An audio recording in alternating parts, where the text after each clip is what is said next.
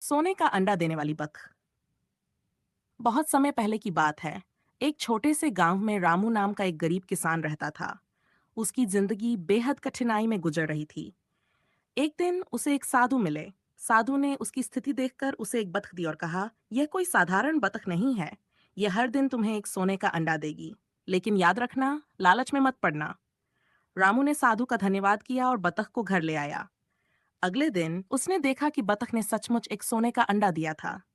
रामू बहुत खुश हुआ और उस अंडे को बाजार में बेचकर अच्छा पैसा कमा लिया। अब उसकी जिंदगी बदलने लगी।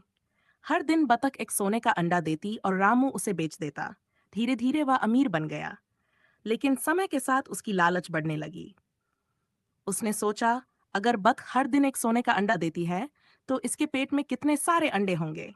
क्यों न इसे एक बार में ही निकाल लिया जाए। एक दिन रामू ने अपनी लालच में आकर बतख को मार दिया। लेकिन जब उसने बतख का पेट चीर कर देखा तो उसमें कुछ भी नहीं था। अब उसकी बतख भी गई और सोने के अंडे भी। रामू को अपनी गलती का एहसास हुआ, लेकिन अब बहुत देर हो चुकी थी। लालच का परिणाम हमेशा विनाशकारी होता है।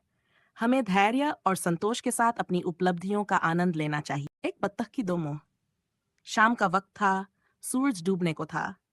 गांव के पास वाली झील के किनारे बैठे रमेश को कुछ अजीब सा महसूस हुआ। रमेश अक्सर झील पर आता था, लेकिन आज वहां का माहौल कुछ अलग था। झील की सतह पर पानी शांत था, लेकिन उसमें कुछ अजीब सी हलचल हो रही थी। अचानक उसकी नजर एक बत्तख पर पड़ी। वह बत्तख साधारण नहीं थी। उसके शरीर पर दो मुंह थे। रमेश ने पहले सोचा कि यह उसकी आंखों का धोखा है, लेकिन जब वह करीब गया तो उसकी सांसें थम गईं। बत्तख के एक मुंह से एक अजीब सी आवाज आ रही थी, जैसे वह कुछ कहने की कोशिश कर रही हो। रमेश ने झील के किनारे खड़े होकर ध्यान से सुना। बत्तख कह रही थी, हमें मुक्त करो, हमें मुक्त करो। रमेश का दिल जोर जोर से धड़कने लगा। उसने इधर उधर देखा, लेकिन आसपास कोई नहीं था। रहस्यमयी कहानी। रमेश ने झील के पास के बूढ़े बाबा से इस बत्तख के बारे में पूछा। बाबा ने गहरी सांस लेते हुए कहा, यह झील साधारण नहीं है। ये झील उस राजा की है जिसने अपने लालच के कारण झील में रहने वाले जीवों पर श्राप लगाया था।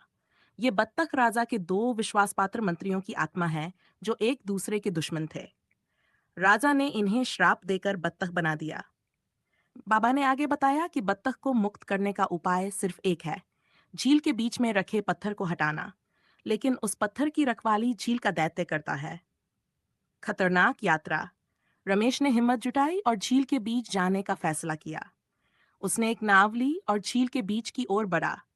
जैसे ही वह पत्थर के पास पहुंचा, झील में जोरदार हलचल हुई। पानी से एक बड़ा दैत्य प्रकट हुआ। उसकी लाल लाल आंखें और डरावना चेहरा देखकर रमेश का खून जम गया। दैत्य ने गरजते हुए कहा, यह पत्थर हिलाना आसान नहीं है। अगर तुम ऐसा करोगे तो तुम्हें अपनी जान गंवानी पड़ेगी। लेकिन रमेश ने हिम्मत नहीं हारी। उसने पत्थर को हटाने की कोशिश की। तभी बत्तख के दोनों मुंह चिल्लाए, रुको, अगर तूने पत्थर हटाया तो दैत्य तुम्हें नहीं छोड़ेगा। अंतिम निर्णय। रमेश ने अपने दिल की सुनी और पत्थर को पूरी ताकत से हटाया। पत्थर के हटते ही एक तेज रोशनी फैली और दैत्य चीखते हुए गायब हो गया। बत्तख के दोनों मुंह धीरे धीरे अलग हो गए और दो इंसान बन गए। वे दोनों रमेश के पैरों में गिर पड़े और बोले, तुमने हमें मुक्त कर दिया। अब ये झील फिर से शांत हो जाएगी। रमेश ने राहत की सांस ली और घर लौट आया।